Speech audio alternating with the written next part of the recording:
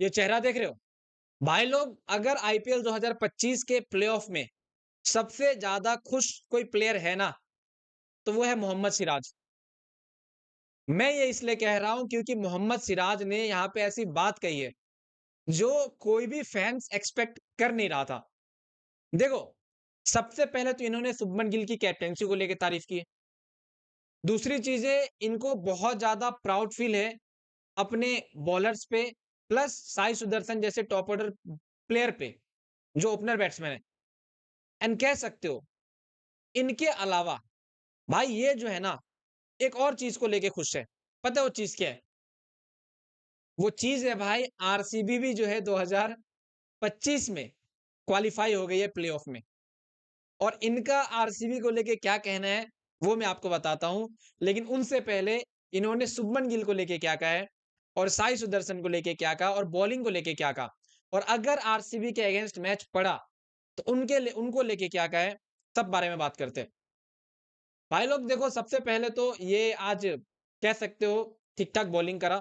ठीक है, रिस्टार्ट होने के बाद जो है बहुत अच्छा लेंथ डाल रहे थे, जहां पे फेफ डू प्लेसिस जैसे प्लेयर को खेलने में दिक्कत हो रही थी।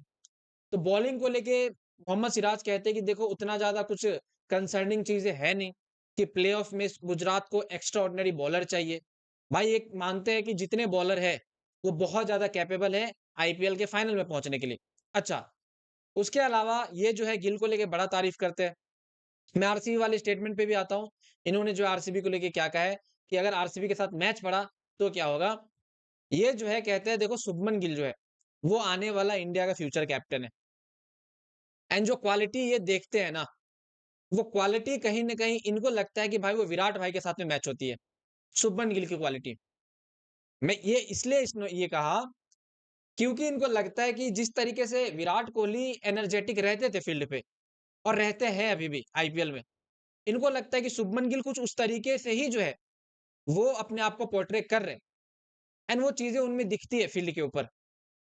कह रहे हैं कि गिल अभी बहुत ज्यादा इन्वॉल्व रहता है गेम के अंदर, और बहुत ज्यादा इमोशनली अटैच भी जो है वो रहते हैं गेम के अंदर, इनके हिसाब से। और ये चीजें भाई सही भी है, गिल बहुत ज्यादा इमोशनली अटैच होते हैं आईपीएल में, क्योंकि बहुत बार एम्पायर के साथ में उनकी जो है चीजें खराब भी हुई है। खैर, अब जो है ये कहते हैं कि भाई देखो, प्लेऑफ में आ चुके हैं। प्लेऑफ में ज्यादा टेंशन ये है नहीं, क्योंकि एक टेंशन बस है कि जॉस बटलर नहीं खेलेगा। लेकिन अगर आप बटलर को हटा दो तो गुजरात की टॉप ऑर्डर जो है वो बहुत ज्यादा कैपेबल है भाई, किसी भी टीम को हराने के लिए। ये कहते हैं कि गुजरात का टॉप ऑर्डर बहुत ज्यादा कैपेबल है। अच्छा, अब आते हैं भाई लोग आरसीबी पे। ये कहीं ना कहीं आरसीबी को लेके यहाँ पे टीज कर रहे होते हैं कि आ, इनके हिसाब से इनकी पुरानी फ्रेंचाइज जो है वो भी आ गई है, और ये होप कर रहे हैं कि भाई मैच जो है वो आरसीबी के साथ में पड़ जाए प्लेऑफ में। और अगर आरसीबी के साथ में गुजरात का मैच पड़ जाता है तो ये कहते हैं कि भाई ये अपना जो है ना वो बेस्ट देंगे। हालांकि खुश बहुत अंदर से है, क्योंकि पिछले साल अगर जब ये आरसीबी में थे, आरसीबी प्लेऑफ में गई थी, और इस साल आरसीबी नहीं है, आरसीबी में नहीं है, फिर भी आरसीबी प्लेऑफ में गई है। तो इनका सीधा सा मानना है कि अगर आरसीबी आती है आईपीएल के प्लेऑफ में गुजरात के अगेंस्ट, तो ये भाई वो पीछे हटेंगे नहीं। और जिस तरीके से लास्ट टाइम बॉलिंग किया था ना आरसीबी के अगेंस्ट, ये आपको कुछ उस तरीके से ही जो है बॉलिंग करते हुए दिखेंगे। एंड ओवरऑल ये चाहते हैं आरसीबी को हरा के भाई लोग फाइनल में जाए। एंड मैं खुद भी चाहता हूँ आरसीबी वर्सेस जीटी का मैच हो, क्योंकि दो बेस्ट टीम आप कह सकते हो आईपीएल के प्लेऑफ में भिड़ेगी, अगर उस हिसाब से शेड्यूल बनाया जाता है तो। खैर, अभी भी यहाँ पे भाई एक टीम आना बाकी है। अब वो किस तरीके से होता है देखना जो है वो यहाँ पे रहेगा।